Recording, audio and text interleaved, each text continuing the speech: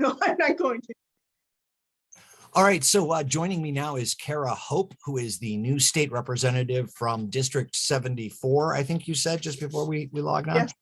All right, Kara, if you could say and spell your name as well as acknowledge that you know that this is being recorded and will be broadcast on the internet, I would appreciate that. Sure. Kara, Kara Hope, Hope. I'm aware that this is being recorded and this can be used as Todd and City Pulse sees fit. All right, excellent. Thank you. So I'm going to start with just some basic bio info because folks will want to know, how old are you? And this is your what, third term in the state house? It's my third term. I'm 48 years old and You're just a kid. You're just a kid, I guess. Not really. We have a lot of youngsters coming in. Well, I shouldn't call them youngsters. That sounds derisive. I don't mean it in a derisive way. We have some very youthful lawmakers coming in. Well, and that's good. Yeah, both caucuses. Yeah, it is good. So, so this is the first time that you're actually going to be serving in the majority. So help us understand a little bit about what that was like when you woke up. I think it was finalized on Thursday after the election in November that the Dems had won both houses of the legislature. But help us understand what your thinking was when you realized, wow, we're in the majority. Well, first of all, I'll admit, I was surprised. I did not expect Dems to take both chambers of the legislature. There had been people predicting that possibly the Senate could go down. So that one seemed like the more likely chamber to flip, but seeing that both had was a happy surprise. Okay. But everything's changed now. In the minority, you have very little control over anything, really. I mean, what happens with your bill? It's not going to be heard probably because the Republicans control the committee. You don't even control your own like work schedule. The Republicans or the majority party calls session when they want, cancels session when they want, keeps you late when they want. You know, it's just kind of basic things that go along, I guess, with being the ones wielding the gavel. Right. So, but now Democrats are in that position to wield the gavel, as it were, and we have a historic Speaker of the House, first African-American man to lead the House, which is fantastic.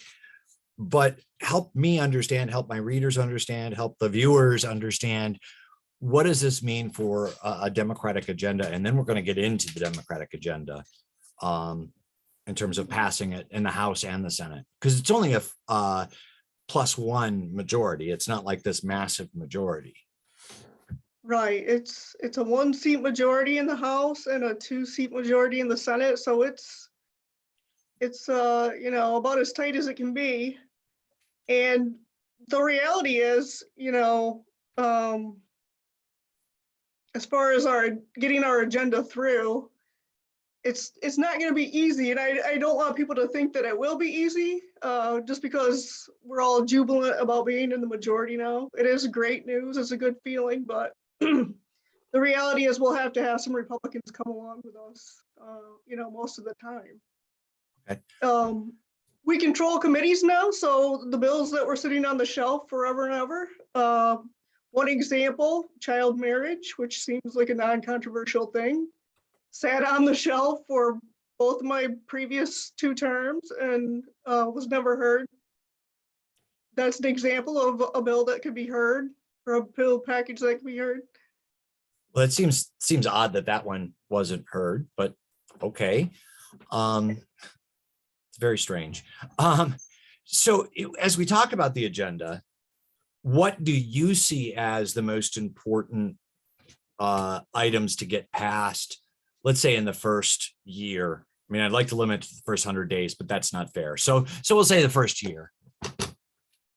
Yeah, I mean, there are so many things. There's a pent-up demand for things that help real people. So one thing that is is a priority for the Dems, I hope, is increasing the earned income tax credit. That will help several thousand families in Michigan who are working but can't quite make ends meet, help them keep their heads above water and hopefully allow them to get ahead. That's one thing. In the general category of helping families, helping people kind of cope with circumstances. Dems have been talking about that for a long time. We've been talking about income inequality and things like that. The minimum wage, for instance. But yeah, at this particular time, we may or may not be in a recession. I'm not an economist. I can't tell. It looks like things are going pretty good to me, but I'm a lawyer, so what do I know? Well, I mean, the good news is that the inflation rate does appear to be slowing. Gas prices are coming down. We do seem to have some sort of handle on the economy. Now that could all rock in, from a major winter storm, as we're expecting here this weekend. I mean, that could all shift everything again because it's an excuse to jack the prices up. So it's nice to hear about the EITC. The governor has also talked about wanting to repeal the pension tax. Where are you at on that? Do you support that, and why? Well, I wholeheartedly support repealing the pension tax, and I hope that's something that we can find some agreement with our colleagues across the aisle on. That was a really, gosh, what's the right adjective to use? I want to say reckless way to kind of patch a hole in the budget, especially for the public pensions, state employees. They bargained for those pensions. And those were, yeah, right. So to me, that seems like it's unfair. It also seems like against principles of contracts, but I think we can't balance our budget on the backs of retirees. It just is not, it's not fair. It's not sustainable. It's not good for them. A lot of, people hear pension or retiree and they think, oh, living the good life in some fancy condo or something, and spending half the year in Florida or Arizona. And that's not true for every retiree. We know that in the Lansing area. Some folks really struggle. So I think the pension tax should be an easy one, but that's my opinion, and that may not be universally shared in the House. Well, is there, with just a 1-seat majority, is there really truly anything that is an easy get? Because you do end up with we'll call it the cinema Joe Manchin effect going on. You have one or two people who have outsized power in controlling the agenda by either giving their vote or removing their vote in very close situations. Yeah, it will give a handful of people a lot of power, I guess, which isn't ideal, but hopefully we can do the legwork beforehand so it doesn't come to an embarrassing vote. I don't think we're going to let that happen in 2023. And it would be embarrassing, but the fact is, like you said, and like I try to tell everybody I can, even people who don't care, we only have a small majority and it's going to be tough, and we're going to need Republicans. Just historically looking at attendance records, chances are we might not have a majority sometime because of attendance. So if we're taking important votes, we want to know that we have votes lined up and the votes on the other side if we need them. And that's just math. That's just how it works. You have to have the numbers. Right, you have to count. Yeah, you have to have 56 or more.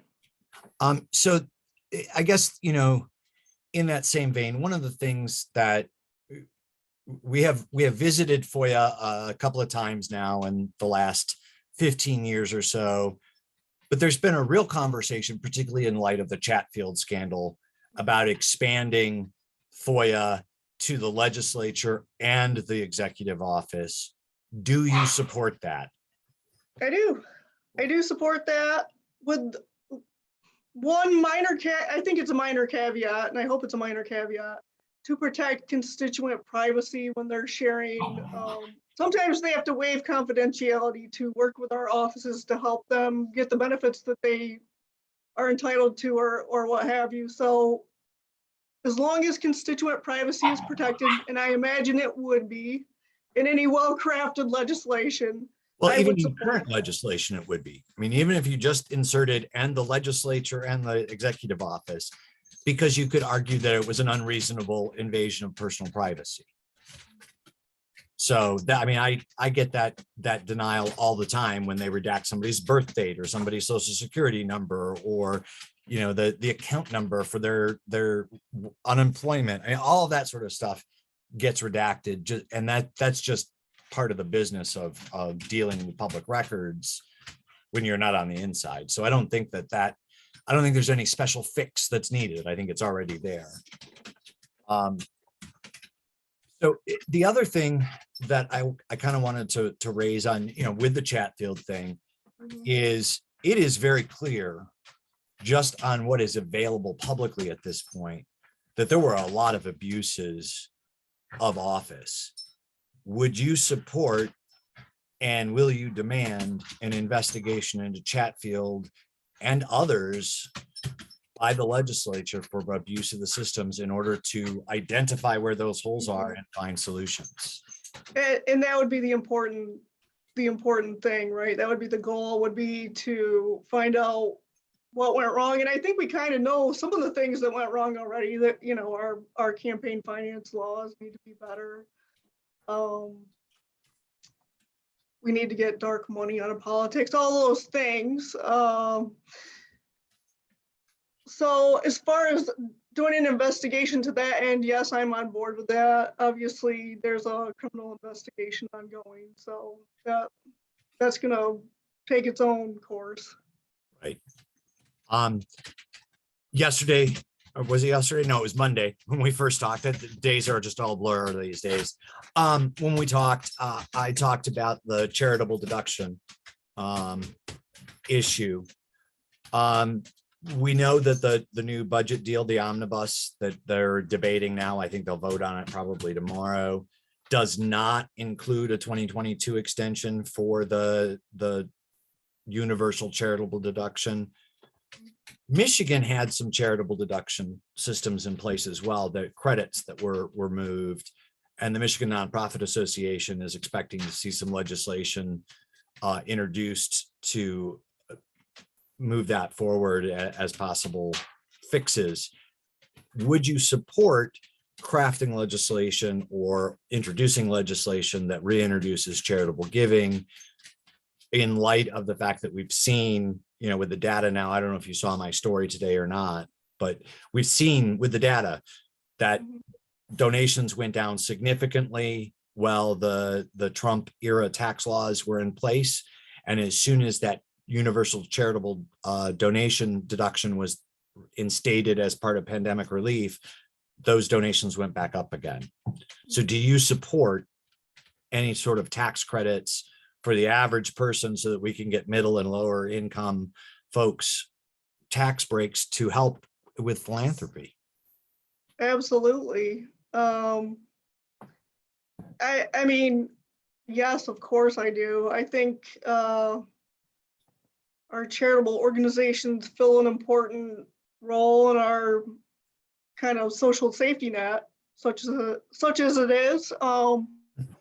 So we should encourage giving, and I think people do give. I think they are generous, but it's important for regular people, regular folks, to get a little relief on their taxes as a result. I think we can do that for regular people. Okay. Is there going to be anything of particular contention you think that will come before the legislature in the next year that we should keep our eyes on? I know it's- Wow. Yeah, Because where you do never know I, what's going to blow up. that's a question there. Uh, it could be any number of things. We know how the Republicans stand on a number of issues. They seem kind of immovable. So, I mean, probably some gun violence prevention measures would not sit well with that caucus. I don't know what kind of blow up there would be, what kind of, drama or whatever. You can never predict that, but that could be contentious. I mean, I hope we focus initially on doing things that we can agree on and we can get done. Well, I guess that actually is part of the question here. Mhm. We have seen our politics become corrosively abusive over the last decade. We are now very adamantly, you're either this 100% or you're the enemy. You're either this 100% or you're the enemy. How do you build bridges in a legislature where you're going to need votes from the other side when you have such entrenched and sometimes dangerously polarizing views? Yeah, it's not easy. It's not going to be easy, and things have changed. I don't, and given no one's been in the legislature a very long time. I've only been there for 4 years now, but it seems like it's harder to negotiate with someone who doesn't believe that you are a human being or their peer, their equal. I think that's definitely difficult, and so maybe you can't build a bridge with that person, but there are plenty of others. I think people themselves aren't that. I don't think people are as polarized as everyone says. If you look at the results of the proposal questions on the ballot just in 2022, those were resounding majorities. Right. Most people agree on certain things, so it's a matter of doing what most people want. A minority has been served well by the Republicans for the last 10 years, and what the minority wants, and when I say minority, I mean like corporations and wealthy people with self-interest, what they want and what the average Michigander wants are not aligned. So I think it's much of the time. So I think it's important, to get back to doing things that people want. And I think this is a great opportunity, since this is our first non-gerrymandered legislature, to really show people that democracy does work. Do you think, I mean, there's been some polling that shows that there's like a solid 30% of people who think that democracy has failed, that the elections have been stolen. And I mean, so that rhetoric is out there, obviously. Mm-hmm. But there are good people that have gotten sucked into that belief system. Do you believe even functioning as a legislature, that's going to impact that view that democracy does work? Maybe not for that 30% who are, who are gone. There are people in the middle, though, that I think could be convinced. I think what's happened, I'll say since 2016, is that people have become more aware of the importance of their involvement in democracy. It's not just election day. Election day is obviously, critical, but you have to be engaged the whole time. You have to pay attention to what's going on. You have to make an effort. If you have the wherewithal to do so, you have to make an effort to get information from a reliable source.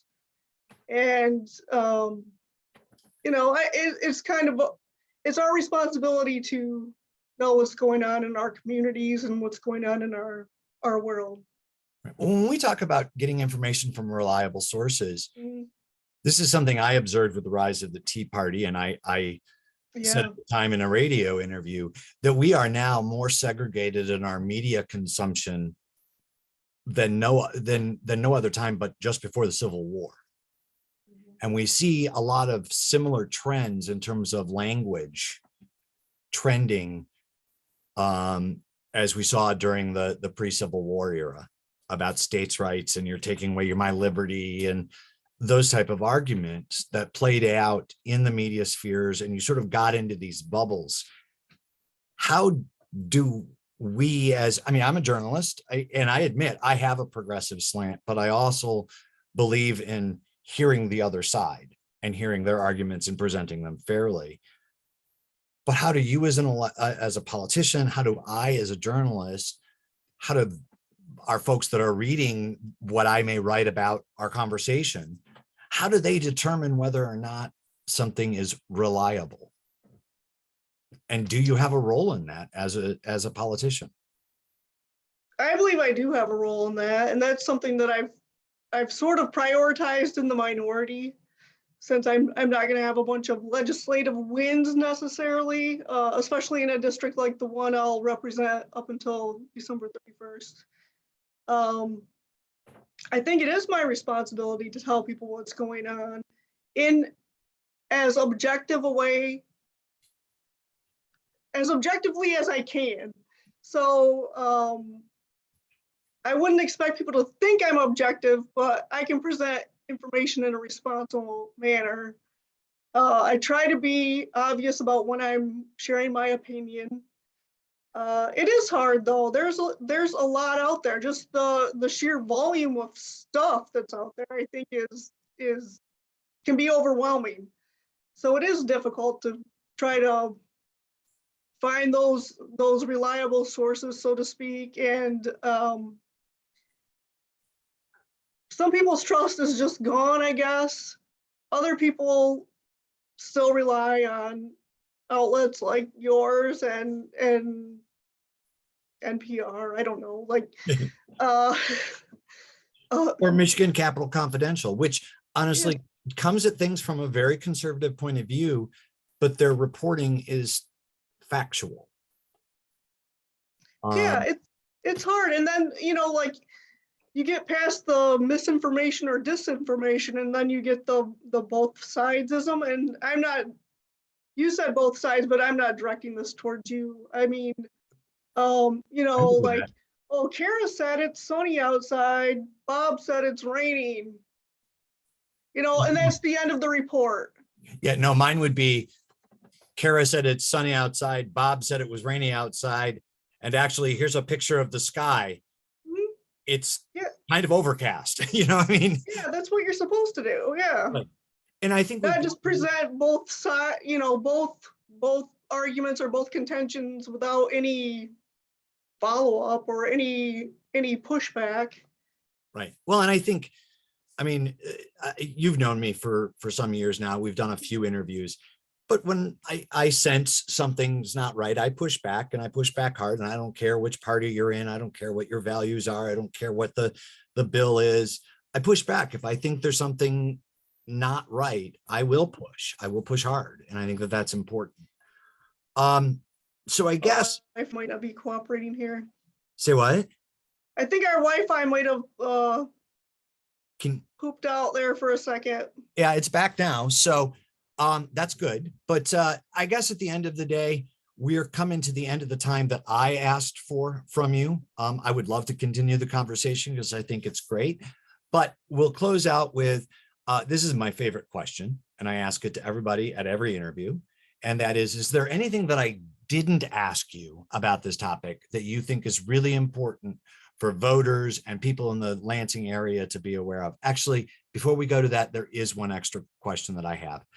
We are blessed to have Sarah Anthony chairing the Appropriations Committee in the Senate and Angela Whitwer chairing the Appropriations Committee in the House.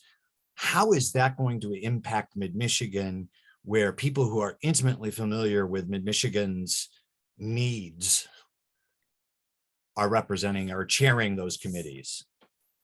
Well, I think it's huge. I don't think you can really, overstate it.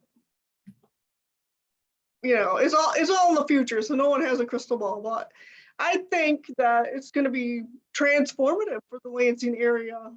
We really haven't gotten our fair share over the last 10 years. So I think, it's our turn. And having two appropriations chairs from the same geographical area, that happens to be my geographical area, is, the cherry on top. Okay. Now we'll go to is there anything that I didn't ask you about that you think is really important that you want voters or people living in Mid-Michigan, because not everybody who lives in Mid-Michigan identifies themselves as a voter, that you think they need to know? Gosh, that's such a humongous question. I don't even know where to begin.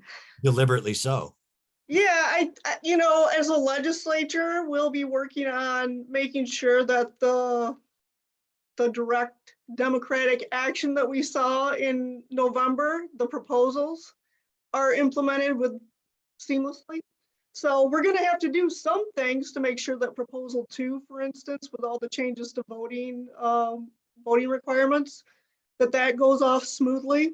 We're going to have to make the thing we're going to have to do with proposal 3 is get rid of the 1931 abortion ban, because we just can't have that on our books. And I think that's, it's important to get old stuff off the books, even if it seems irrelevant, because things change, and one term president gets to appoint 3 Supreme Court justices, and you And can't be too careful, everything really. is- Right. So I appreciate your time. We are now 2 minutes past, so thank you for giving me those extra 2 minutes. I Sure. appreciate it, and know that City Pulse is here to talk about things. We work very closely with Mirrors as well, so feel free to reach out to Kyle. But thank you for your time, and thank you for stepping into public office and representing us. It's not a comfortable position sometimes, so it is appreciated, at least by me and by the team at City Pulse. So, Well, I appreciate that. It's a privilege to serve. It's an honor to serve, to have people's trust, and I appreciate the work that you do.